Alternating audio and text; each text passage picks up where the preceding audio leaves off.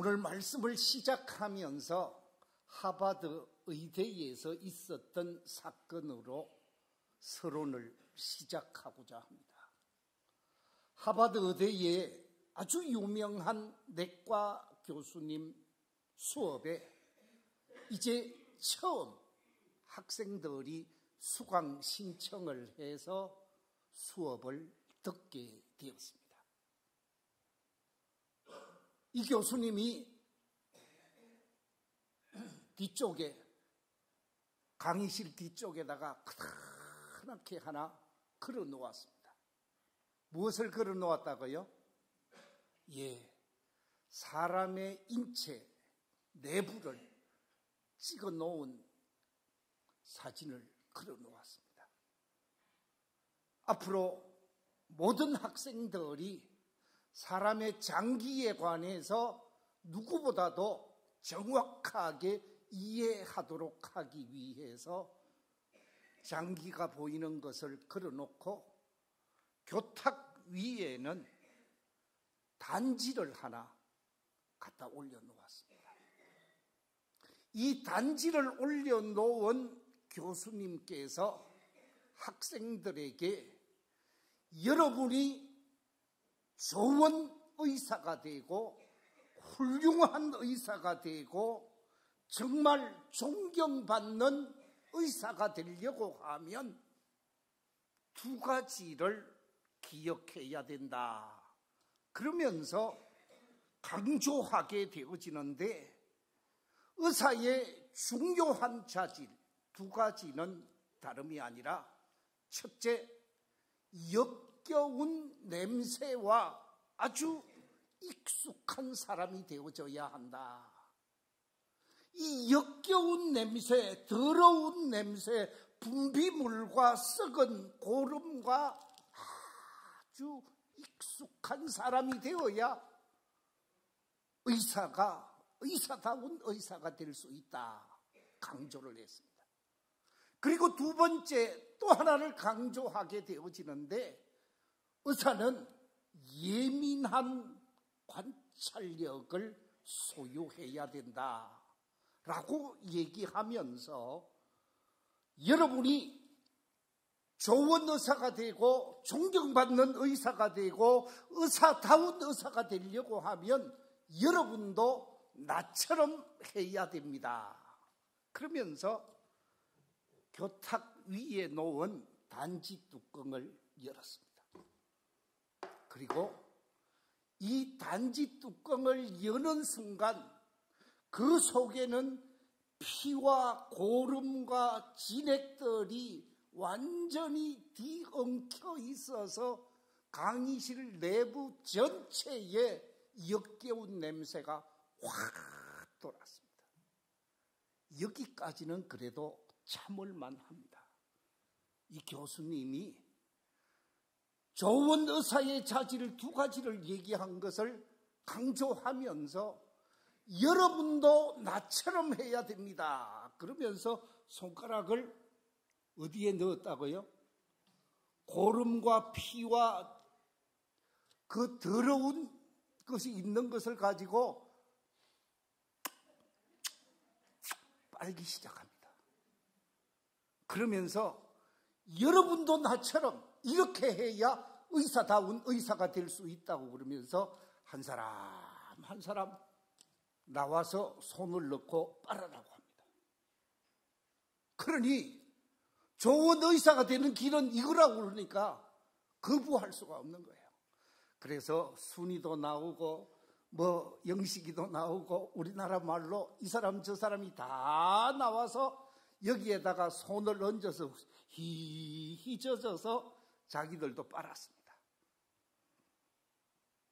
학생 전체가 빨아서 다시 자기 자리에 앉아 있으니까 여기서도 저기서도 막 액기거리는 소리가 들렸습니다. 이때 교수님이 정리를 하고 그 학생들의 행동을 관찰했던 교수님이 이렇게 말을 합니다. 여러분의 첫 번째 자질은 아주 훌륭합니다. 역겨운 냄새와 함께 친숙할 수 있을 것을 제가 확인했습니다. 그런데 두 번째 자질은 너무나 형편이 없습니다. 여러분 가운데 아무도 내가 휘휘 젖은 손가락과 내가 빤 손가락이 같은 손가락이 아님을 확인한 사람은 아무도 보지 못했습니다. 그러니까 교수님은 검지로 휘휘 젖고 빤 거는 뭘 빨았다고요? 장지를 빨았다 그 말이에요. 그런데 학생들은 검지로 휘휘 젖어서 뭘 빨았어요? 검지를 빨았으니까 여기서도 액 저기서도 액 하면서 두 번째 자질, 예민한 관찰력에 있어서 문제가 있습니다. 그러면서 다시 뒤편의 해부도를 보여주면서 여러분이 정확하게 예민한 관찰력을 가지고 의사로서 수술을 하지 아니하면 좋은 의사, 존경받는 의사, 명의로서는 문제가 있을 것입니다. 라고 얘기를 했다고 합니다. 의사만이 예민한 관찰력을 가지고 있어야 되는가? 그렇지 않습니다. 정말 좋은 성도가 되고 좋은 신앙인이 되고 좋은 믿음의 사람이 되기 위해서는 하나님의 말씀에 대한 예민한 관찰력을 가지고 있어야 됩니다. 좋은 믿음의 사람이 되기 위해서는 하나님께 집중해야 된다. 그 말씀입니다. 하나님께 집중하지 아니하고 하나님을 온전히 사랑하지 아니하면 참 신앙인의 길을 걸어가는 것이 쉽지 않다는 말씀입니다. 그래서 오늘 말씀의 제목을 여호와를 의지하라 하는 제목으로 말씀을 나누고자 하는데, 이 자리에 계신 우리 모든 성도님들이 하나님의 말씀에 집중하고 하나님께 집중해서 하나님을 의지함으로 복된 믿음의 성도들이 다 되시기를 주의 이름으로 축원합니다. 오늘 이 본문은 눈물의 선지자 예레미야를 통하여 우리에게 주신 말씀입니다. 이 말씀에 집중해 보면 두 가지 사실을 발견할 수가 있습니다. 제일 첫 번째, 오늘 이 본문이 우리에게 가르쳐 주시는 메시지가 무엇인가? 그것은 다름이 아니라 어떤 사람이 저주를 받게 되어지는가? 어떤 사람이 저주의 대상이 되는가? 이 문제를 우리에게 가르쳐 주고 있습니다. 두 번째는 이 저주의 대상으로부터 벗어나는 길을 말해주고 있는데, 먼저 우리가 생각할 수 있는 저주의 대상이 어떤 사람인가 하는 문제를 오늘 본문 5절은 우리에게 이렇게 말씀하고 있습니다. 5절 말씀 같이 한번 읽어보겠습니다. 시작. 여호와께서 이와 같이 말씀하시니라. 무릇 사람을 믿으며 육신으로 그의 힘을 삼고 마음이 여호와에게서 떠난 그 사람은 저주를 받을 것이라. 아마 이 세상 속에 저주를 좋아하는 사람 단 한 사람도 없을 것입니다. 저주를 원하는 사람은 단 한 사람도 없습니다. 모든 사람이 잘 살기를 원하고 모든 사람이 행복하기를 원하고 모든 사람이 잘 되기를 원하게 되어지지요. 열심히 공부를 하는 이유도 행복한 인생을 살아가기 위함입니다. 오늘 신혼부부가 이 자리에 와 있습니다만은 결혼을 하는 이유도 행복한 삶을 살기 위한 것입니다. 좋은 직장을 얻고자 하는 것도 복된 인생을 살고자 하기 위함이라는 거지요. 자, 그런데 저주받는 조건이 오늘 본문 속에서 세 가지를 말하고 있는데, 제일 첫 번째, 어떤 사람이 저주를 받게 되어지는가?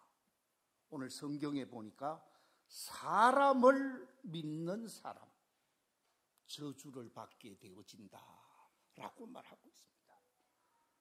사람을 믿는다라고 하는 말은 잘못된 신앙을 가지게 되어지고 잘못된 삶을 살게 되어진다라는 것이죠. 제가 목회 40년을 하고 지금 체득한 진리 가운데 하나는, 사람은 사랑의 대상이지 믿고 신뢰하는 대상은 아니다 라고 생각이 되어집니다. 우리 사람이 약하잖아요. 형편과 상황에 따라서 사람의 마음은 얼마든지 흔들릴 수 있어요. 그래서 사람을 뭐라고 그래요? 갈대 같은 인생이라고 말을 합니다. 자, 여러분 한번 생각해 보십시오. 오늘 여기서 큰 소리 칩니다. 내가 당신만을 사랑하겠습니다. 당신만을 의지하겠습니다. 당신만이 좋습니다. 그러다가 이 당신이라는 사람보다 훨씬 더 훌륭하고 훨씬 더 능력이 있고 훨씬 더 나한테 잘해주면 이 당신 앞에서 저 당신에게로 옮겨갈 수 있는 것이 우리 인간이라는 거예요. 마침 오늘 아침 새벽 기도 시간에 우리가 말씀을 읽고 묵상하는 가운데 예수님을 배신하고 예수님의 뜻을 외면한 세 사람을 오늘 새벽 기도 시간에 살펴본 바가 있습니다.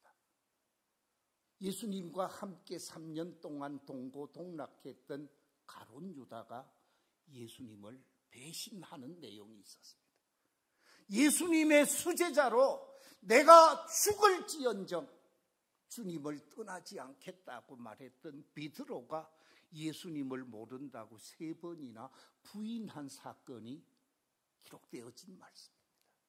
그 다음에 정의롭게 공의롭게 바르게 재판하겠다고 바르게 섬기겠다고 세움받은 총리가 정의를 외면하고 공의를 외면하고 불의와 야합하는 내용이 기록되어져 있었습니다. 이게 우리 인간이라는 거예요.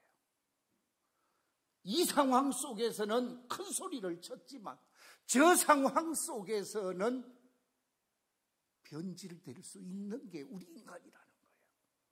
그런데 오늘날 많은 사람들이 사람을 신뢰하고 사람을 의지하고 사람 중심의 삶을 살아가고 있는 사람들이 의외로 많다라는 거예요. 우리 밀양 IC에서 교동을 지나서 시청 쪽으로 가다 보면 하얀 돌로 만든 멋진 건물이, 우리 거기가 무슨 동이지요? 교동이지요? 예. 그 교회가 하나 있는데 그걸 왜 교회라고 그러는지 모르겠어요. 무슨 교회라고요? 하나님 교회. 여러분, 그 하나님 교회 교주가 누구예요? 예, 안상홍이라는 사람이에요. 그런데 안상홍이는 이미 죽었어. 제가 죽었다고 좋은 말을 써줍니다. 그런데 지금 안상홍이가 죽고 나니까 그 다음에 교주가 또 누구요? 장길자. 장길자가 교주가 되어 있어요. 하나님 어머니라고 그래요. 사람 믿고 잘 되는 길이 없어요, 여러분. 요즘 말이 좀 되었던 사람들 있죠. 통일교. 문선명이가 교주로 기독교를 사칭한 사이비 종교 교주였어요. 그런데 문선명이가 죽고 난 다음에 지금은 누가? 한 학자가 교주가 되어 있어요. 성모라고 그러더만요. 말도 안 되는 소리를 해요. 자, 그런데 여러분, 저는 한 학자 씨를 인간 이하로 보는 사람입니다. 왜냐하면 한 학자가 나이 16살에 본처가 있는 아내를 버리게 하고 누구하고? 문선명이하고 부부가 되어진 사람이요. 본처를 버리게 하고 자기가 16살에 그것도 3번째 부인인가 아마 4번째 부인인가 그럴 거예요. 그런 사람이 어떻게 종교의 도덕을 갖추지 못한 사람이 어떻게 교주로서 역할을 하는지 그래 놓으니까 지금 와서 난리가 났어요.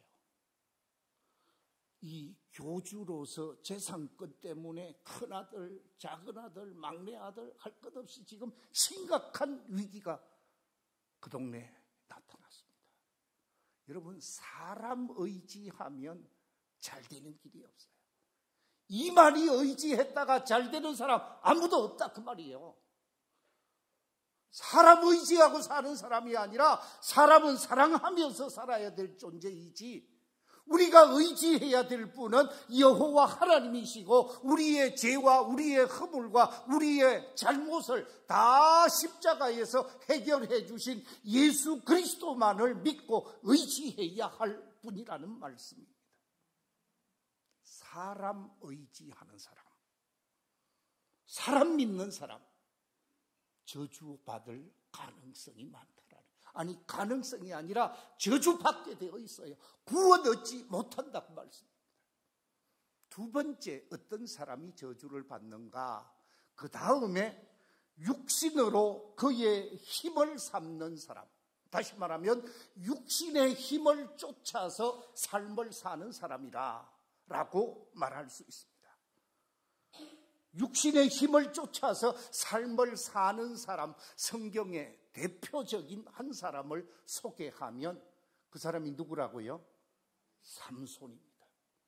여러분이 보고 있는 저 그림은 사자를 잡는 삼손이라는 아주 세계적으로 유명한 루벤스의 작품으로 수억 원 하는 그림입니다. 이 루벤스가 그린 사자를 잡는 삼손이 괴력의 사나이로 사자의 입을 찢게 되어지는 엄청난 힘이 있던 사람인데, 삼손은 이 땅에 태어나면서부터 나실인으로 태어났습니다. 이 나실인이라고 하는 말은 구별된 사람이라는 거예요. 성별된 사람이라는 거예요. 세상 사람과 다른 하나님의 사람으로 삶을 살아야 할 사람이라는 거예요. 그런데 이 나실인은 세 가지를 금하게 되어집니다. 제일 첫 번째 금해야 될 게 있는데, 무엇을 금하라고요? 머리에 삭도를 금하라 그랬습니다. 요즘 말로 얘기하면 가위를 대지 말라는 거예요. 바리깡으로 밀지 말라는 거예요. 머리에 삭도를 대지 않았어요. 두 번째, 뭘 하지 말라고요? 독주, 포도주, 독주를 마시지 말라고 그랬어요. 제가 뉴스를 보다 보니까 오늘 원고에 없는 얘기를 일부 예배 때도 했습니다. 윤석열 대통령이 10월 1일 국군의 날 행사를 마치고 5명인가 6명이 모여서 술을 마시는데, 그냥 마시지 않고 맥주에다가 이리 소주를 타는 걸 무슨 술이라고 그래요? 폭탄주를 20장 마셨대요. 한 잔도 아니고 두 잔도 아니고 20잔. 그러니 정신이 온전하겠어요. 그런데 그 자리에서 술을 먹고 그 말을 했는지 안 했는지는 모르지만 누구를 쏴 죽이니 어쩌니 그런 말을 했다고 그러는데, 그분이 대통령까지 되었지만, 검찰총장을 하고 대통령까지 되었지만 뭐 때문에 그 인생이 변했어요? 술이 망하게 했다고 저는 생각을 합니다. 여러분, 예수 믿는 사람, 구원받는 하나님의 자녀들이 독주를 멀리 해야 돼요. 술을 마시지 않아야 된다라는 거예요. 물론 결혼 기념일을 맞이하면서 아내하고 분위기 있는 포도주 한 잔 마신다. 뭐 그거 예쁘게 봐줄 수 있을 거예요. 그러나 술을 술이라고 먹는 순간 그 인생 잘못되어질 수 있어요. 그래서 독주를 금하게 되어지는데 삼손은 그렇지 않다는 거예요. 세 번째 나실인에게 금한 게 뭡니까? 무엇을 가까이 말하고요? 부정한 곳을 가까이 하지 말아라. 부정한 사람, 부정한 장소, 부정한 그 어떤 곳, 부정한 것을 가까이 하지 말아라 그랬어요. 그런데 부정한 이방인을 가까이 하고 부정한 여인을 가까이 하고 부정한 장소를 가까이 하면서 인생 종친 사람, 다시 말하면 저주의 대상이 되어진 사람이 삼손이었습니다. 그렇습니다. 육신의 힘을 쫓아서 삶을 살게 되어질 때 그 인생 결코 잘 될 수가 없다라는 거예요. 하나님의 말씀인 성경은 육신의 정욕과 안목의 정욕과 이생의 자랑으로부터 벗어날 것을 강조하고 있습니다. 우리 함께 요한 1서 2장 15절 이하의 말씀 같이 한번 읽어보겠습니다. 시작. 이 세상이나 세상에 있는 것들을 사랑하지 말라. 누구든지 세상을 사랑하면 아버지의 사랑이 그 안에 있지 아니하니 이는 세상에 있는 모든 것이 육신의 정욕과 안목의 정욕과 이생의 자랑이니 다 아버지께로부터 온 것이 아니요 세상으로부터 온 것이라. 이 세상도 그 정욕도 지나가되 오직 하나님의 뜻을 행하는 자는 영원히 거하느니라. 그렇습니다. 세상 중심, 육체 중심의 삶을 산 결과 삼손은 저주받은 인생으로 생을 마감하게 되어집니다. 육신의 힘을 쫓아서 사는 것은 결코 바람직하지 않다는 말씀입니다. 세 번째, 어떤 사람이 저주를 받게 되어지는가? 하나님에게서 떠난 사람이라고 5절이 우리에게 말씀하고 있습니다. 하나님에게서 멀어지는 사람, 하나님에게서 점점 멀어지고 등지고 삶을 사는 사람, 그 인생 잘 될 수가 없습니다. 여러분 한번 생각해 보십시오. 아버지의 유산을 받아가지고 그 금을 한몫 챙겨서 외국으로 유학을 간 둘째 아들의 이야기, 탕자에 관한 이야기를 우리가 너무나 잘 알고 있습니다. 아버지를 떠나서 마음대로 인생을 살고자 했는데 그 결과는 돼지가 먹는 쥐염 열매도 먹지 못하는 저주의 골짜기에 빠지게 되어집니다. 하나님의 말씀, 하나님의 지시하심을 받아서 그 말씀대로 생활하고 움직여야 되는 선지자 요나가 하나님의 말씀대로 니느웨로 가지 아니하고 자신이 다시스로 가다가 큰 풍랑을 만나게 되어지고 결국은 바다에 던져지는 저주의 바다에 휩쓸리게 되어지는 불행을 보게 되어집니다. 왜 요나가 바다에 버려질 수밖에 없었는가? 왜 탕자가 저주의 골짜기에서 고통 속에 있어야만 했는가? 아버지로부터 뭐 했다고요? 떠났기 때문에 그래요. 저는 이 자리에 계신 우리 성도님들에게 하나님을 가까이 함이 내게 복이라 그랬는데, 여러분 앉은 자리도 가능하면 앞자리로 오십시오. 뒷자리에 앉지 마시고요. 뒷자리에 앉으면 은혜 받는데 방해되는 요소들이 많이 있습니다. 하나님을 가까이 하고 하나님과 하나 되어지고 하나님의 은혜 안에서의 생활이 우리의 삶이어야 한다는 거예요. 하나님을 떠나게 되어진 사람, 하나님을 등지고 삶을 사는 사람, 그들을 향하여 예수님이 이 땅에 오셔서 두 팔을 활짝 벌리고 마태복음 11장에서 하신 말씀이 있습니다. 어떤 말씀을 하셨습니까? 수고하고 무거운 짐진 자들아, 다 내게로 오라. 내가 너희를 어떻게 하리라? 쉬게 하리라. 내가 너희를 편하게 하리라. 내가 너희를 안심되게 하리라. 내가 너희를 안정되게 하리라. 내가 너희를 행복하게 하리라. 내가 너희를 아름다운 인생 살아가게 하리라 하신 약속의 말씀입니다. 주님을 등지고 주님과 멀어진 자들을 주님은 지금도 초청하고 있습니다. 선지자 이사야를 통하여 우리에게 주신 말씀이 있습니다. 이사야 55장 6절 7절 말씀 같이 한번 읽어보겠습니다. 시작. 너희는 여호와를 만날 만한 때에 찾으라. 가까이 계실 때에 그를 부르라. 악인은 그의 길을, 불의한 자는 그의 생각을 버리고 여호와께로 돌아오라. 그리하면 그가 긍휼히 여기시리라. 우리 하나님께로 돌아오라. 그가 너그럽게 용서하시리라.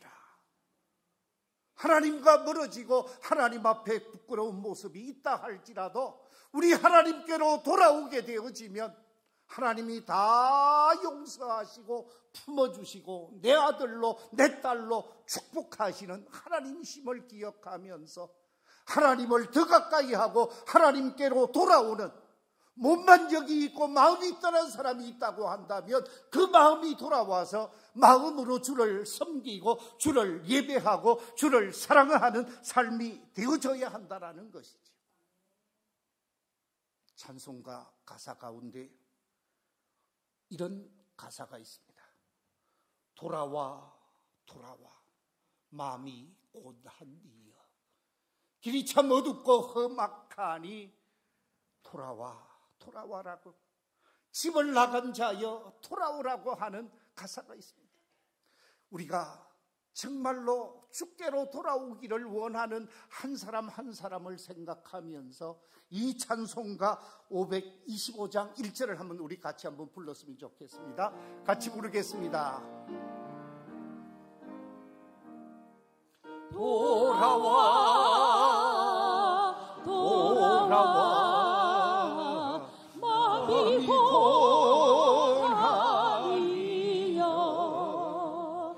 길이 참 어둡고 매우 험악하니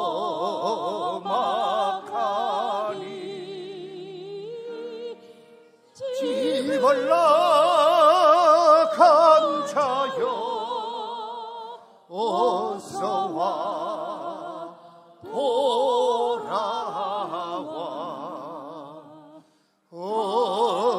어서와 돌아오라.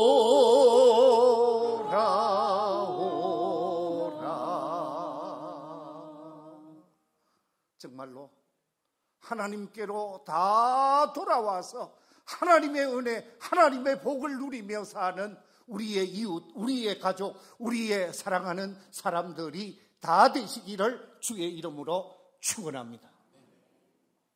두 번째, 오늘 이 메시지가 우리에게 주시는 말씀, 오늘 이 본문이 우리에게 주시는 메시지가 무엇인가? 그것은 다름이 아니라 여호와 하나님을 의지하며 살라 하는 말씀입니다. 오늘 본문 7절 우리 같이 한번 읽어보겠습니다. 시작. 그러나 무릇 여호와를 의지하며 여호와를 의뢰하는 그 사람은 복을 받을 것이라. 돌아와서 여호와를 의뢰하는 사람, 여호와를 의지하는 사람, 복을 받을 것이라 그랬습니다. 하나님을 의뢰하고 하나님을 믿고 하나님을 사랑하는 사람이 되어져야 한다는 것이죠. 그런데 오늘날 많은 사람들은 진리의 말씀인 성경 중심의 삶을 살고 하나님 중심의 삶을 살기보다는 돈을 쫓아갑니다. 권력을 쫓아갑니다. 세상 명예를 쫓아가고 세상 향락을 쫓아가고 세상 유행을 쫓아가고 있어요. 그것은 내가 잘 되는 길이 아니다라는 거예요. 내 영혼이 잘 되는 길이 아니다라는 것입니다. 우리가 쫓아가야 할 것은 세상 유행도 세상 권력도 세상 돈도 아니고 하나님을 쫓아가고 하나님의 말씀을 쫓아가고 하나님을 의지하며 삶을 살아야 하는데 많은 사람들이 그렇지 않다라는 거예요. 우리가 잘 아는 한자 한 문장을 소개하겠습니다. 권불 10년이요 화무 11홍이라. 무슨 뜻입니까? 세상 권세는 몇 년을 가지 못한다고요? 10년을 가지 못합니다. 그리고 나무 위에 꽃은 며칠을 가지 못한다고요? 10일을 넘기는 것이 쉽지 않다라는 거예요. 맞는 이야기죠. 세상 권력 그것 쫓아가고 그거 의지하면 망하게 되어져 있습니다. 시간이 갔지만 제가 요즘 일어나는 우리 대한민국의 현실 여러분 한번 보십시오. 지난 10월 30일 대장동 사건이 1차 선고가 되어졌죠. 재판 결과가 나왔죠. 항소할 수 있는 기간이 7일 줍니다. 그러니까 7일 저녁 12시까지 항소를 해야 되는데 이번에 중앙지검에서 항소를 하지 못했어요. 다 준비해가 있다가 윗선으로부터 압력에 의해서 항소를 하지 않았답니다. 그런데요, 딱 마지막 한마디 하면 대장동 비리 사건의 전체 총 수익이 얼마 정도 되는 줄 아세요? 제가 신문에 확인하고 적어왔는데 정확하게 7,886억의 수익이 났답니다. 그 중에서 기부하고 성남시에 내어놓고 한 게 약 3천억 가까이 2천 몇 억이 됩니다. 부당하게 이익을 취한 개발업자가 5천억 원을 먹었다라는 거예요. 이것에 관해서 항소를 포기했어요. 그 말은 우리 대한민국의 세금으로 거두어 드릴 수 있는 국가 재산을 5천억 포기한 거하고 똑같습니다. 왜 이렇게 했을까요? 정의를 쫓아가고 법을 쫓아가면 일이 안 했을 겁니다. 뭘 쫓아갔어요? 권력을 쫓아갔어요. 권력을. 대통령실에서 법무부에서 항소하지 못하도록 압력을 넣었고 그 압력 넣은 것에 관해서 지금 드러나고 있습니다. 아마 법을 쫓아가지 아니하고 권력을 쫓아간 사람들 조만간 감옥 신세가 되어질 것입니다. 여러분, 우리가 인생을 살아가면서 정말 우리는 권력을 쫓아가는 것이 아니고 권력을 의지하는 것이 아니고 하나님을 의지해야 한다는 거예요. 하나님 의지하고 하나님 믿고 하나님 붙들고 살면 복된 인생 살 수가 있습니다. 바른 인생 살 수가 있습니다. 오늘 본문 8절에 보면 이렇게 기록하고 있습니다. 하나님을 의지하는 사람 어떻게 되는가 한번 읽어보겠습니다. 시작. 그는 물가에 심어진 나무가 그 뿌리를 강변에 뻗치고 더위가 올지라도 두려워하지 아니하며 그 잎이 청청하며 가무는 해에도 걱정이 없고 결실이 거치지 아니함 같으리라. 잘 된다라는 거예요. 하나님 의지하고 살면 가무 걱정하지 아니하고 산다라는 거예요. 바라옵기는 이 자리에 계신 우리 모든 성도들이 하나님 의지하고 살고 하나님 말씀 중심으로 살고 하나님이 기뻐하는 아름다운 믿음 중심으로 믿음의 꽃을 피워가면서 여러분이 잘되고 여러분이 구원받고 여러분이 영생 복락을 누리는 복 있는 성도들이 다 되시기를 주의 이름으로 축원합니다.